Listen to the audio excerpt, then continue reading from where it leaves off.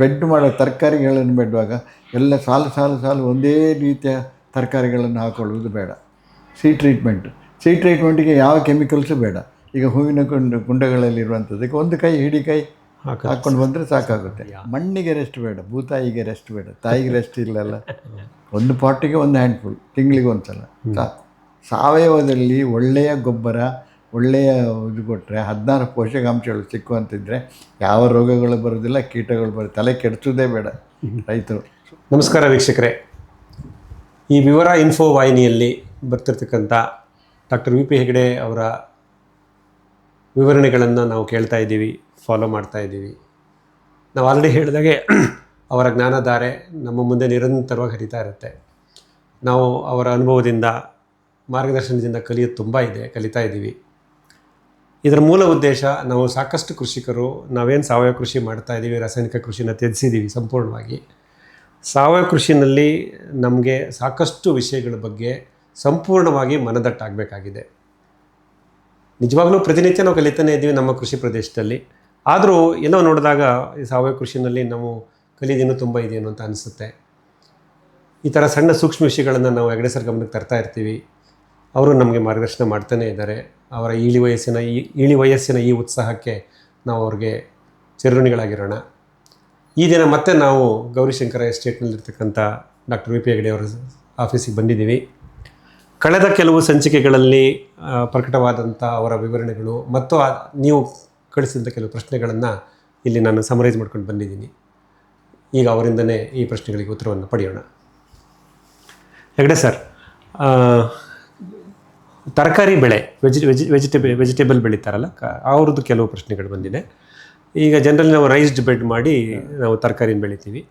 ಆ raised bed ಮಾಡಬೇಕಾದ್ರೆ ನಾವೇನು ಟಾಪ್ ಸಾಯಿಲ್ ಕ್ರಿಯೇಟ್ ಮಾಡ್ತೀವಲ್ಲ, ಅದಕ್ಕೆ ನಾವು ಯಾವ ರೀತಿ ಪ್ರಿಪರೇಷನ್ ಮಾಡ್ಕೋಬೇಕು? ಒಂದು, ಮಣ್ಣಿನ ಫಲವತ್ತತೆ ಮತ್ತು ಸಸ್ಯಗಳ ಆರೋಗ್ಯ, ರೋಗ ನಿರೋಧತೆ ಅವೆರಡು ಬರಲಿಕ್ಕೆ, ಮತ್ತು ಉತ್ತಮ ಫಸಲು ಇದು ಬರಲಿಕ್ಕೆ ಪ್ರಾರಂಭದ ದಿನಗಳಲ್ಲಿ ನಾವು ಬೆಡ್ ಮಾಡುವಾಗ ಮಣ್ಣಿನ ಹೇಗೆ ಮಾಡ್ಕೋಬೇಕು, ಬೆಡ್ ಪ್ರಿಪ್ರೇಷನ್ ಬಗ್ಗೆ ಒಂದು ಪ್ರಶ್ನೆ ಇದೆ. ಆಮೇಲೆ ಕೀಟ ಬಾಧೆಗಳನ್ನು ಕಂಟ್ರೋಲ್ ಮಾಡೋದು ಹೇಗೆ, ನೈಸರ್ಗಿಕವಾಗಿ ನಾವೇನು ಬಳಸಿ ನಾವು ಕೀಟ ಬಾಧೆ ಕಂಟ್ರೋಲ್ ಮಾಡ್ಬೋದು. ಇದು ತರಕಾರಿ ಬೆಳೆಗಾರರಿಗೆ ಈ ಮಾಹಿತಿ ಬೇಕಾಗಿದೆ. ಇದ್ರ ಬಗ್ಗೆ ಸ್ವಲ್ಪ ಮಾಹಿತಿ. ಇದರಲ್ಲಿ ಮುಖ್ಯವಾಗಿ ಏನಂತ ಹೇಳಿದರೆ, ಬಿತ್ತನೆ ಬೀಜ ಭಾಳ ಮುಖ್ಯವಾಗಿರಬೇಕು. ಇದನ್ನು ನಾವು ಮಾಡುವಾಗ ಸುಮ್ಮನೆ ಅಲ್ಲಿಂದ ಇಲ್ಲಿಂದ ಬೀಜ ತಗೊಂಡು ಬಂದು ಸುಮ್ಮನೆ ಬಿತ್ತನೆ ಮಾಡಿದರೆ ಅದು ಸರಿಯಾಗಿ ಬರೋದಿಲ್ಲ. ಅದರಲ್ಲಿ ಫೇಲಿಯರ್ ಆಗುತ್ತೆ, ಅದರಲ್ಲಿ ಕೆಲವು ಸಕ್ಸಸ್ ಆಗುತ್ತೆ. ಆದರೆ ನಮ್ಮ ಕ್ಯಾರ್ ಏನಂತೇಳಿದರೆ, ಮೊದಲು ಅದನ್ನು ಸೀಡ್ ಟ್ರೀಟ್ಮೆಂಟ್ ಅಂತ ಮಾಡ್ಕೊಳ್ಬೇಕು ನಾವು. ಸೀಡ್ ಟ್ರೀಟ್ಮೆಂಟಿಗೆ ಯಾವ ಕೆಮಿಕಲ್ಸು ಬೇಡ. ನಾವು ನಿಸರ್ಗ ಲಿಕ್ವಿಡ್ ಅಂತ ಕೊಡ್ತೇವೆ. ಅದರಲ್ಲಿ ಬೆಳಿಗ್ಗಿನ ಹೊತ್ತು ಸೀಡ್ಸ್ಗಳನ್ನು ಹಾಕಿಬಿಟ್ಟು ಒಂದು ಅರ್ಧ ಗಂಟೆ ಬಿಸಿಲಲ್ಲಿ ಇಟ್ಟು ಅಥವಾ 1 ಗಂಟೆ ಬಿಸಿಲಲ್ಲಿ ಇಟ್ಬಿಟ್ಟು ನಂತರ ಸೋ ಮಾಡಿದರೆ ಆಗುತ್ತೆ. ಕೆಲವೆಲ್ಲ ಸೋ ಮಾಡಿದ ಗಿಡಗಳನ್ನು ತೆಗೆದು ಬೇರೆ ನೆಡಬೇಕಾಗುತ್ತೆ. ಇನ್ನು ಕೆಲವುಗಳ ಬೆಡ್ನಲ್ಲಿ ಹಾಗೆಯೇ ಬಿಡಬೇಕಾಗುತ್ತೆ. ಸೊ ಬೆಡ್ನಲ್ಲಿ ಹಾಗೆಯೇ ಬಿಡುವುದಕ್ಕೆ ರೇಸ್ಡ್ ಬೆಡ್ ಆಗಬೇಕು. ಒಂದೇ ಮಟ್ಟದಲ್ಲಿ ಇದ್ದರೆ ನೀರು ಹರಿದುಕೊಂಡು ಹೋಗಿ ಕೊಚ್ಕೊಂಡು ಹೋಗುವಂಥದ್ದು. ಸೊ ರೈಸ್ಡ್ ಬೆಡ್ ಅದು ನಾರ್ಮಲಿ ಒಂದು 6 ಇಂಚು ಅಥವಾ 9 ಇಂಚುವರೆಗೆ ಬೇಕಾದರೂ ನಾವು ಮಾಡ್ಕೊಳ್ಬೋದು. ಅದು ಮಲೆನಾಡಿನಲ್ಲಿ ಜಾಸ್ತಿ ಮಳೆ ಟೈಮ್ನಲ್ಲಿ ಆದರೆ ಬೆಡ್ ಜಾಸ್ತಿ ರೈಸ್ ಆಗಬೇಕು. ಬೇರೆ ಟೈಮ್ನಲ್ಲಿ ಅಷ್ಟು ರೈಸ್ ಮಾಡಬೇಕಂತೇನಿಲ್ಲ. ಇದರ ಮೇಲೆ ತೆಳ್ಳಗೆ ನಾವು ಗೊಬ್ಬರವನ್ನು ಹಾಕ್ಕೊಳ್ಬೇಕು. ಗೊಬ್ಬರವನ್ನು ಹಾಕುವಾಗ ನಮಗೆ ಕಾಸ್ಟ್ ಆಗುತ್ತೆ ಅಂತ ಹೇಳೋ ವಿಷಯದಲ್ಲಿ ಯಾವುದು ಕಡಿಮೆ, ಕೋಕೋಪೀಟ ಯಾವುದು ಕಡಿಮೆ ಇದ್ದರೆ ಅದನ್ನು ಬೇಕಾದರೆ ಮೇಲ್ಗಡೆ ಹಾಕ್ಬೋದು. ಯಾಕೆಂದರೆ ಮೊದಲು ಬೀಜ ಎಳೆದ್ಬಿಡಲಿ, ಅದರ ಬೇರು ಹೋಗೋದಕ್ಕೆ ಭಾಳ ಸ್ಮೂತಾಗಿರುವಂಥ ಒಂದು ಇದು ಬೇಕಾಗುತ್ತೆ. ಈ ಗೊಬ್ಬರಗಳನ್ನು ಬೇರೆ ವಿಜ್ಞಾನ ಅಥವಾ ನಿಸರ್ಗ ಗೊಬ್ಬರಗಳನ್ನು ಹಾಕ್ಕೊಳ್ಬಹುದು. ಆದರೆ ಅದು ಕಾಸ್ಟ್ ಜಾಸ್ತಿ ಆಗ್ತದೆ ಅಂತ ಹೇಳೋದಕ್ಕೆ ಮೊದಲು ಬೇರೆ ಸೆಟ್ ಆಗಲಿಕ್ಕೆ ಕೋಕೋಪೀಟ್ ಬೇಕಾದರೂ ಹಾಕ್ಕೊಳ್ಬೋದು. ಅದು ಜಾಸ್ತಿ ಬೇಡ, ಅಲ್ಲಿ ಅಬೌಟ್ 2 ಇಂಚಸ್ ಮ್ಯಾಕ್ಸಿಮಮ್ 2 ಇಂಚಸ್, ಇಲ್ಲ 1 ಇಂಚಿನೂ ಸಾಕಾಗುತ್ತೆ. ಅದರಲ್ಲಿ ಚೆನ್ನಾಗಿ ಬಿಟ್ಬಿಟ್ಟು ಮತ್ತು ಕಿತ್ತು ತೆಗೆಯೋದನ್ನು ಅದರಿಂದ ಗಿಡ ತೆಗೆದುಬಿಟ್ಟು ನೆಡ್ಬೋದು. ಈಗ ಉದಾಹರಣೆಗೆ ಮೆಣಸು, ಅದು 6 ಇಂಚ 9 ಇಂಚ ದೂರದಲ್ಲಿ ನೆಡ್ತೀರಿ, ಆಗ ಅದು ಕಿತ್ತು ತೆಗೆಯಲಿಕ್ಕೆ ಸುಲಭ ಆಗುತ್ತೆ, ಬೇರೆ ತುಂಡಾಗಲ್ಲ ಇದು ಕೋಕೋಪೀಟ್ನಲ್ಲಿ ಹಾಕಿದ್ರೆ. ಮತ್ತು ಗೊಬ್ಬರಗಳು ವೇಸ್ಟ್. ಈಗ ಇದು ಹಾಕಿದ್ದು ಗೊಬ್ಬರವನ್ನು ಏನು ವೇಸ್ಟ್ ಆಗೋದಿಲ್ಲ, ಅದು ಪುನಃ ಮಣ್ಣಿನೊಳಗೆ ಮಿಕ್ಸ್ ಆಗಿಬಿಟ್ಟು ತಗೊಳುತ್ತೆ. ಆಮೇಲೆ ಗಿಡ ನಟ್ಟ ಮೇಲೆ ಗೊಬ್ಬರಗಳನ್ನು ಕೊಡ್ತಾ ಬರ್ಬೋದು. ಹೆಚ್ಚಾಗಿ ಕೀಟಗಳನ್ನು, ರೋಗಗಳನ್ನು ನಿವಾರಣೆ ಮಾಡುವಂಥ ಒಳ್ಳೆಯ ಗೊಬ್ಬರ ಅಂದರೆ ವಿಜ್ಞಾನ ಗೊಬ್ಬರ. ಅದು ಭಾಳ ಒಳ್ಳೆಯದು.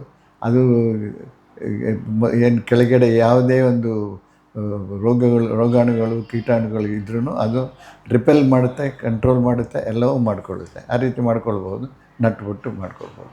ಮತ್ತು ಬೆಡ್ ಮಾಡೋ ತರಕಾರಿಗಳನ್ನು ಬೆಡ್ಡುವಾಗ ಎಲ್ಲ ಸಾಲು ಒಂದೇ ರೀತಿಯ ತರಕಾರಿಗಳನ್ನು ಹಾಕೊಳ್ಳುವುದು ಬೇಡ, ಬದಲಾಯಿಸ್ಕೊಳ್ಳಿ. ಯಾಕೆಂತೇಳಿದರೆ ಒಂದು ಬೆಳೆಗೆ ಬಂದಂಥ ಕೀಟಗಳು ಇನ್ನೊಂದು ಬೆಳೆಗೆ ಬರಬೇಕಂತೇನಿಲ್ಲ.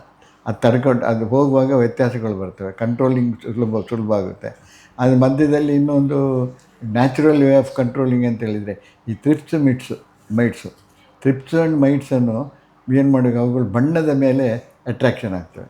ಅದಕ್ಕೆ ನಾವು ಮೆರಿಗೋಲ್ಡ್ ಮಧ್ಯದಲ್ಲಿ 1 ಸಾಲು 2 ಸಾಲು ಹಾಕಿದರೆ ಎಲ್ಲ ಮೈಟ್ಸು ಟ್ರಿಪ್ಸು ಎಲ್ಲ ಬಂದು ಅದಕ್ಕೆ ಹಿಡ್ಬಿಡ್ತವೆ. ನಮ್ಮ ತರಕಾರಿಗೆ ಬರೋದಿಲ್ಲ. ಸೊ ಅಲ್ಲಿನೂ ಕಡಿಮೆ ಆಗ್ಬೋದು. ಆಮೇಲೆ ಲಿಕ್ವಿಡ್ಗಳನ್ನು ಕೊಟ್ಟುಬಿಟ್ಟು ಕಂಟ್ರೋಲ್ ಮಾಡ್ಕೊಳ್ಬೋದು. ಆದರೆ ಮೊದಲು ಸಣ್ಣ ಗಿಡಗಳಿರುವಾಗ concentration should be very low. ಯಾಕಂದರೆ ಉದಾಹರಣೆಗೆ ಬೀನ್ಸು, ತೊಗರಿ ಮತ್ತು ಬೇರೆ ನೈಟ್ರೋಜನ್ ಫಿಕ್ಸಿಂಗ್ ಇದೆಲ್ಲ ಇದ್ದರೆ 1 ml 1 ಲೀಟ್ರ್ ಆಫ್ ವಾಟರಿಗೆ ಸಾಕಾಗುತ್ತೆ. ಅದು ಆಗಿಬಿಟ್ಟು ಮಾಡ್ಕೊಂಡಿರುತ್ತೆ. ಮತ್ತು ಕೆಲವಕ್ಕೆ ಇವನು ಬೆಳೆದ ಮೇಲೇನೂ ಅದೇ ಕಾನ್ಸಂಟ್ರೇಷನ್ ಸಾಕಾಗುತ್ತೆ, ಅದನ್ನು ಜಾಸ್ತಿ ಮಾಡಬೇಕಂತಿಲ್ಲ. ಕೆಲವು ಹಾರ್ಡ್ ಸ್ಟೆಮ್ಸ್ ಬರ್ತದೆ, ಅಂಥದಕ್ಕೆ ಸ್ವಲ್ಪ ನಾವು 2 ಕೀಟ 5 ml ಆ ರೀತಿಯಲ್ಲಿ ಹೋಗ್ಕೊಂಡು ಬರ್ಬೋದು. ಇನ್ನು ನಾವು ಇನ್ನೊಂದು ಪ್ರಯೋಗಗಳನ್ನು ಮಾಡ್ತಾಯಿದ್ದೇವೆ. ನಿಮಗೆ ಈಗ ಮಾಡಲಿಕ್ಕೆ ಕಷ್ಟ ಉಂಟು ರೈತರಿಗೆ, ಭಾಳ ಇದು ಇದೆ ಅಂತ ಹೇಳಿದರೆ, ಶಾರ್ಟ್ಲಿ ನಾವು ಇನ್ನೊಂದು ಲಿಕ್ವಿಡ್ ಮಿಕ್ಸ್ ಆಗಿರುವಂಥದ್ದು ರೆಡಿ ಟು ಸ್ಪ್ರೇ ಕೂಡ ಮಾರ್ಕೆಟಿಗೆ ಬಿಡ್ತಾ ಇದೆ. ಅದು ಸುಲಭ ಆಗುತ್ತೆ ರೈತರಿಗೆ, ಅದನ್ನು ಹಾಕ್ಕೊಂಡು ಹೋಗಿ ಸುಲಭದಲ್ಲಿ ಮಾಡ್ಕೊಂಡು ಹೋಗ್ಬೋದು. ತರಕಾರಿಯಲ್ಲಿ ಸಾವಯವದಲ್ಲಿ ಒಳ್ಳೆಯ ಗೊಬ್ಬರ, ಒಳ್ಳೆಯ ಇದು ಕೊಟ್ಟರೆ 16 ಪೋಷಕಾಂಶಗಳು ಸಿಕ್ಕುವಂತಿದ್ದರೆ ಯಾವ ರೋಗಗಳು ಬರೋದಿಲ್ಲ, ಕೀಟಗಳು ತಲೆ ಕೆಡಿಸೋದೇ ಬೇಡ. ರೈತರು ಸುಲಭದಲ್ಲಿ ಮಾಡ್ಕೊಂಡು ಬರ್ಕೊಳ್ಬೋದು.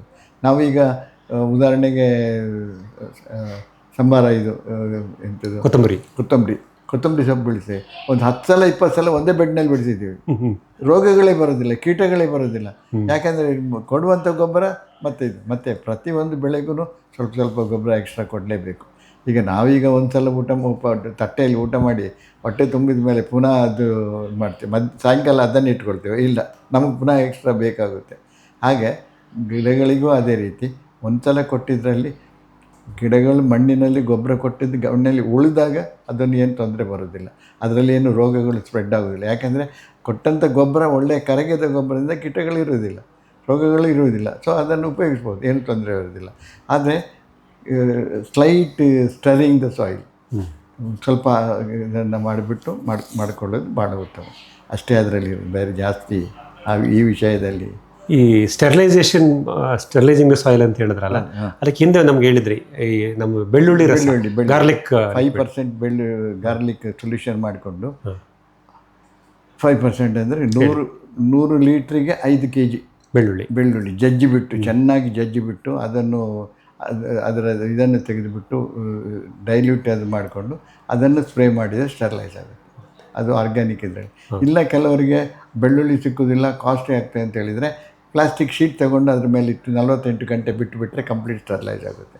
ಇದು ಸುಲಭದ ಉಪಾಯಗಳಿದೆ. ಅಂದರೆ ಪ್ಲಾಸ್ಟಿಕ್ ಶೀಟ್ ಕಡೆ ಟೆಂಪ್ರೇಚರ್ ಜಾಸ್ತಿ ಆಗುತ್ತೆ, ಆವಾಗ ಕೀಟಗಳು ಇದೆಲ್ಲ ಇದಾಗ್ಬಿಡುತ್ತೆ, ಸ್ಟೆರಿಲೈಸ್ ಮಾಡ್ಕೊಳ್ಬೋದು ಆ ರೀತಿ.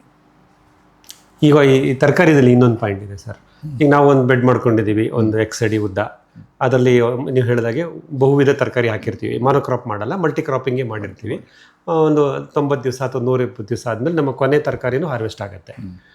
ಅಂದರೆ ನಾನು 30ನೇ ದಿವಸದಿಂದ ಶುರು ಮಾಡಿದ್ದೀನಿ. ಪಾಲಕ್ ಸೊಪ್ಪಿಂದ ಹಾರ್ವೆಸ್ಟ್ ಮಾಡೋದ್ರಿಂದ ಹಿಡಿದು 120ನೇ ದಿವಸದ ತನಕ ಯಾವುದೋ ಒಂದು ಗೆಡ್ಡೆ ತರಕಾರಿನೋ ಅಥವಾ ನಮ್ಮ ಕ್ರೀಪರ್ ವೆಜಿಟೇಬಲ್ ಬಂತು. ಅಲ್ಲಿಗೆ ನಂದು ಟೋಟಲ್ ಹಾರ್ವೆಸ್ಟ್ ಇದೆಯಲ್ಲ sir, in terms of kilograms, ಆ ಬೆಡ್ಡಲ್ಲಿ ನಾನು ಒಂದು ಉದಾಹರಣೆಗೆ ಒಂದು 25 kg ತರಕಾರಿ ತೊಗೊಂಡಿದ್ದೀನಿ. ಈಗ ನಾನು ನೆಕ್ಸ್ಟ್ ಸೈಕಲ್ ಸ್ಟಾರ್ಟ್ ಮಾಡಬೇಕು ಅದೇ ಬೆಡ್ಡಲ್ಲಿ, ಮತ್ತು ಬೆಡ್ನ ರೀಸೆಟ್ ಮಾಡಿ ನಾನು ಮತ್ತೆ ಮಾಡ್ತಾ ಹೋಗ್ತೀನಿ.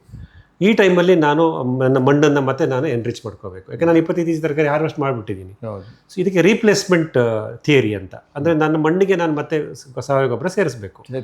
ಅದರಲ್ಲಿ ಏನಾದರೂ ಮಾರ್ಗಸೂಚಿಗಳಿದೆಯಾ, ರೇಷಿಯೋ ಏನಾದ್ರು ಇದೆಯಾ? ಏನಿಲ್ಲ, ನಾರ್ಮಲಿ ಯಾವುದೇ 1 ತಿಂಗಳವರೆಗೆ ಒಂದು ಸಲ ನೀವು ಕೊಟ್ಟಂಥ ಗೊಬ್ಬರ ಆ ಗಿಡಗಳು ತಗೊಳ್ತೇವೆ. ಹೆಚ್ಚಿನ ಗಿಡಗಳು 1 ತಿಂಗಳಿಗೆ ಇರ್ತೇವೆ. ಸೊ ಅದು ಯಾವುದೇ ರೀತಿಯಲ್ಲಿ ಇರಲಿ, ತಿಂಗಳಿಗೆ ನೆಕ್ಸ್ಟ್ ರಿಪೀಟ್ ಮಾಡಬೇಕು. ಹಾಕೋದು ಬಿಡೋದು ನಾವು ಸ್ವಲ್ಪ ನೋಡಿಕೊಂಡು ಹಾಕ್ಕೊಳ್ಬೇಕು, ಜಾಸ್ತಿ ಬೇಕಾದ್ರೆ. ಈಗ ಹೂವಿನ ಕುಂಡಗಳಲ್ಲಿರುವಂಥದ್ದಕ್ಕೆ 1 ಕೈ ಹಿಡಿ ಕೈ ಹಾಕ್ಕೊಂಡು ಬಂದರೆ ಸಾಕಾಗುತ್ತೆ. ಬೇರೆ ಯಾವ ವಿಚಾರಗಳನ್ನು ಮಾಡೋದು, ಯಾಕೆಂದರೆ ಎಲ್ಲ ವಿಚಾರಗಳನ್ನು ಭಾಳಷ್ಟು ಕೂಲಂಕುಷವಾಗಿ ನೋಡಿ ಗಿಡಗಳು ಎಷ್ಟು ಎಳ್ಕೊಳ್ಳುತ್ತವೆ ಅಂತ ಹೇಳುವಂಥ ವಿಚಾರದಲ್ಲಿ ನಾವು ಮಾಡಿದ ರೀತಿಯಲ್ಲಿ ಅಷ್ಟೇ ಗೊಬ್ಬರ ಸಾಕಾಗುತ್ತೆ. ಒಂದು ಪಾಟಿಗೆ ಒಂದು ಹ್ಯಾಂಡ್ಫುಲ್, ತಿಂಗಳಿಗೆ ಒಂದು ಸಲ ಸಾಕು. ಅದೇ ರೀತಿ ತರಕಾರಿಗಳಿಗಾಗಲಿ ಯಾವುದೇ ಆಗಲಿ ತಿಂಗಳಿಗೆ ಒಂದು ಸಲ ಕೊಟ್ಟರೆ ಸಾಕು. ಈಗ ಮೊದಲು ನಮ್ದು ಈಗ ಕೆಲವು 20 ದಿವಸ 25 ದಿವಸಕ್ಕೆ ಕ್ರಾಪ್ ಬರ್ತದೆ. ಆಗ ನೆಕ್ಸ್ಟ್ ಕ್ರಾಪ್ ಮಾಡುವಾಗ ಸೀಡ್ ಟ್ರೀಟ್ಮೆಂಟು ಮತ್ತು ಮಾಡೋದು ಅದು ಮಾಡಲೇಬೇಕು. ಅದು ಮಾಡ್ತಾರೆ. ನಾನು ಗೊಬ್ಬರವನ್ನು ಸೇರಿಸುವುದು ತರಕಾರಿ ಮಡಿಗೆ ಗೊಬ್ಬರ ಸೇರಿಸೋದು ಅದಕ್ಕೆ ಏನು ಮೊದಲು ನೀವು ಹಾಕಿದ್ದೀರಾ ಅದೇ ರೀತಿ ರಿಪೀಟ್ ಮಾಡ್ಕೊಂಡು ಹೋಗಿ. ಸರಿ, ಗೊಬ್ಬರವನ್ನು ಅದೇ ರೀತಿ ರಿಪೀಟ್ ಮಾಡ್ಕೊಂಡು. ಆಮೇಲೆ ಈ ನಾವು ತರಕಾರಿ, ಲಾಸ್ಟ್ ಪ್ರಶ್ನೆ ಇದು ತರಕಾರಿ ಸಂಬಂಧಪಟ್ಟಂಗೆ. ಈ ನಾವು ತರಕಾರಿ ಬೆಡ್ ಮಾಡಿಕೊಂಡು ಬೆಳಿತೀವಿ. ನಾನು ಹೇಳ್ದಂಗೆ ಕೆಲವು ಬೆಡ್ಗಳಲ್ಲಿ 75ರಿಂದ 90 ದಿವಸಕ್ಕೆ ನಮ್ದು ಲಾಸ್ಟ್ ಹಾರ್ವೆಸ್ಟ್ ಬರುತ್ತೆ. ಕೆಲವು ಬೆಡ್ 120 ದಿವಸ ತನಕ ಹೋಗ್ಬೋದು, ನಾವೇನು ತರಕಾರಿ ಹಾಕಿರ್ತೀವಿ ಅದ್ರ ಮೇಲೆ ಡಿಪೆಂಡ್ ಆಗುತ್ತೆ. ಸೊ ಇಲ್ಲೇನಾಗುತ್ತೆ, ಈಗ ನಾನು ವರ್ಷದಲ್ಲಿ ಆ ಥರ ಎಷ್ಟು ಸೈಕಲ್ಸ್, ಎಷ್ಟು ಬ್ಯಾಚ್ ಮಾಡ್ಬೋದು ಆ ಬೆಡ್ಡಲ್ಲಿ ಅಂತ. ಅದೇ ಉದಾಹರಣೆಗೆ ನಾನು ಈಗ 90 ದಿವಸ ಅಥವಾ 120 ದಿವಸ 4 ತಿಂಗಳು ಮಾಡಿದ್ರೆ ಒಂದು 3 ಬ್ಯಾಚ್ ಮಾಡ್ಕೋಬೋದು 12 ತಿಂಗಳಲ್ಲಿ. ಆ ಥರ ನಾವು ಈಗ ಸತತವಾಗಿ ಬೆಳೀತಾ ಹೋಗ್ಬೋದಾ, ವರ್ಷಾನುಗಟ್ಟಲೆ ಒಂದು ಬ್ಯಾಚ್ ಆಫ್ಟರ್ ಮಾಡ್ತಾ ಹೋಗ್ಬೋದಾ? ಎಲ್ಲ ಮಧ್ಯದಲ್ಲಿ ಒಂದು ಐಡಲ್ ಟೈಮ್ ಅಂತ ಕೊಡಬೇಕಾ? ಬೆಡ್ಗೆ ರೆಸ್ಟ್ ಕೊಡಬೇಕಾ? ಅದರಿಂದ ಏನಾದ್ರು ಅನುಕೂಲಗಳಿದೆಯಾ? ಮಣ್ಣಿಗೆ ರೆಸ್ಟ್ ಬೇಡ, ಭೂತಾಯಿಗೆ ರೆಸ್ಟ್ ಬೇಡ, ತಾಯಿಗೆ ರೆಸ್ಟ್ ಇಲ್ಲಲ್ಲ. ಏನಿದ್ರಿದೆ ಮಣ್ಣಿಗೆ ರೆಸ್ಟ್ ಬೇಕಂತಿಲ್ಲ. ಅದು ಏನಂದರೆ ಫೀಡಿಂಗ್. ಗೊಬ್ಬರ ಅಂತೂ ಕೊಡುವಂಥ ರೆಗ್ಯುಲರ್ ಕೊಟ್ಟುಬಿಟ್ಟು ಒಂದು ಕ್ರಾಪಿನಿಂದ ಇನ್ನೊಂದು ಕ್ರಾಪಿಗೆ ಬರುವಾಗ ಅಷ್ಟೇ, ಅದೇ ಸಾಕು. ಅದು ನೀವೇನಾಗಿ ಕ್ರಾಪಿಗೆ ಅದು ಬೀಜ ಮೊಳಕೆ ಬಂದುಬಿಟ್ಟು ಬೆಳೆಯುವ ಮಧ್ಯದಲ್ಲಿ ಇರುವಂಥದ್ದೇ ರೆಸ್ಟು. ಅದಕ್ಕೆ ಪುನಃ ಬೇರೆ ರೆಸ್ಟ್ ಕೊಡಬೇಕಾಗಲ್ಲ.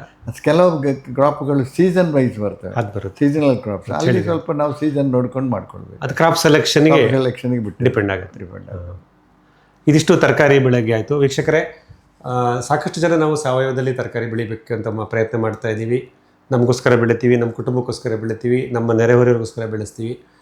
ಪ್ರತಿಯೊಬ್ಬರು ಸಾವಯವ ಕೃಷಿಕರು ತರಕಾರಿ ಬೆಳೀತಿದ್ರೆ ಭಾಳ ಸಂತೋಷ. ಇಲ್ಲಾಂದರೆ ಮುಂದೆ ಬೆಳೆಯೋಕ್ಕೆ ಪ್ರಾರಂಭ ಮಾಡೋಣ. ಹೆಗ್ಡೆ ಸರ್ ಹೇಳ್ದಂಗೆ ತರಕಾರಿ ಬೆಳೆಯೋದು ಅಂಥದ್ದೇನು ಮಹತ್ವವಾದಂಥ ಚಾಲೆಂಜ್ ಸಮಸ್ಯೆಗಳಿರಲ್ಲ. ನಾವು ಮಣ್ಣಿಗೆ ಪ್ರಾರಂಭದಲ್ಲಿ ಸಾವಯವ ಗೊಬ್ಬರವನ್ನು ಸೇರಿಸೋದು, ಅದರಲ್ಲೂ ಬೇವು ಮಿಶ್ರಿತ ಸಾವಯವ ಗೊಬ್ಬರಗಳನ್ನು ಸೇರಿಸಿದಾಗ ಯಾವುದೇ ರೀತಿ ಕಾಯಿಲೆಗಳು ಗಿಡಕ್ಕೆ ಬರಲ್ಲ ಅಂತ ಹೇಳ್ತಾರೆ. ಮತ್ತು ಅವರೇ ತಯಾರು ಮಾಡಿರ್ತಕ್ಕಂಥ ನಿಸರ್ಗ ಲಿಕ್ವಿಡ್ ನಮಗೆ ಕೊಡ್ತಾರೆ. ಅದರಲ್ಲಿ ನಾವು ಬೀಜೋಪಚಾರದಿಂದ ಹಿಡಿದು ಆಮೇಲೆ ಗಿಡಗಳು ಚೆನ್ನಾಗಿ ಟಾನಿಕ್ ಥರ ಗಿಡಗಳು ಬೆಳೀಲಿಕ್ಕೋಸ್ಕರ ಅಥವಾ ಅಪ್ಪಿತಪ್ಪಿ ನಮಗೆ ಕೀಟಗಳು ಬಂದರೂ ಅದನ್ನು ನಿಯಂತ್ರಣ ಮಾಡುತ್ತೆ ಅಂತ ಹೇಳ್ತಾರೆ. ಉತ್ಕೃಷ್ಟವಾದ 16 ಪೋಷಕಾಂಶಗಳಿರ್ತಕ್ಕಂಥ ಸಾವಯವ ಗೊಬ್ಬರ ಮತ್ತು ಸಸ್ಯಜನ್ಯ ನಿಸರ್ಗ ಲಿಕ್ವಿಡ್, ಇದೆರಡು ಕಾಂಬಿನೇಷನಲ್ಲಿ ನಾವು ನಿಶ್ಚಿಂತೆಯಾಗಿ ತರಕಾರಿಗಳನ್ನು ಬೆಳಿಬೋದು ಅಂತ ಹೇಳಿದ್ದಾರೆ. ಮತ್ತು ಬಹುಬೆಳೆ ಪದ್ಧತಿ ಮಾಡ್ಕೊಳ್ಳಿ, ಒಂದೇ ತರಕಾರಿ ಹಾಕ್ಬೇಡಿ ಅಂತ ಹೇಳಿದ್ದಾರೆ. ಚೆಂಡು ಹೂವಿನ ಗಿಡಗಳು ಹಾಕ್ಕೊಂಡು ಕೀಟಾಕರ್ಷಣೆ ಮಾಡ್ಕೊಳ್ಳಿ ಅಂತ ಹೇಳಿದ್ದಾರೆ. ಇದೆಲ್ಲ ನಾವು ಮಾಡ್ತಿರ್ತೀವಿ ತರಕಾರಿ ಬೆಳೆಯೋರು. ಇನ್ನೊಂದು ಸಲ ಸರಿಂದ ನಾವು ಕೇಳ್ಕೊಟ್ಟಿದ್ದೀವಿ. ಇದೇ ರೀತಿ ನೀವು ತರಕಾರಿ ಬೆಳೆಯೋದನ್ನ ಪ್ರಾರಂಭ ಮಾಡಿ ನಿಮ್ಮ ಅನುಭವಗಳನ್ನು ನಮ್ಮ ಯೂಟ್ಯೂಬ್ ಚಾನಲ್ನಲ್ಲಿ ರೆಸ್ಪಾಂಡ್ ಮಾಡಿ, ಶೇರ್ ಮಾಡಿ, ಅಥವಾ ವಾಟ್ಸಪ್ಪಲ್ಲಿ ನಿಮ್ಮ ವಿಡಿಯೋಗಳನ್ನು ಕಳಿಸ್ಕೊಡಿ ನಮಗೆ. ಅದನ್ನು ಮತ್ತೆ ನಾವು ಎಲ್ರಿಗೂ ಪ್ರಚಾರ ಮಾಡಲಿಕ್ಕೆ ಅನುಕೂಲ ಆಗುತ್ತೆ ಅಂತೀನಿ. ಇಲ್ಲಿಗೆ ತರಕಾರಿ ಬೆಳೆಗಾರರ ಪ್ರಶ್ನೆಗಳು ಹೇಳಿದ್ದೀವಿ ಅನಿಸುತ್ತೆ.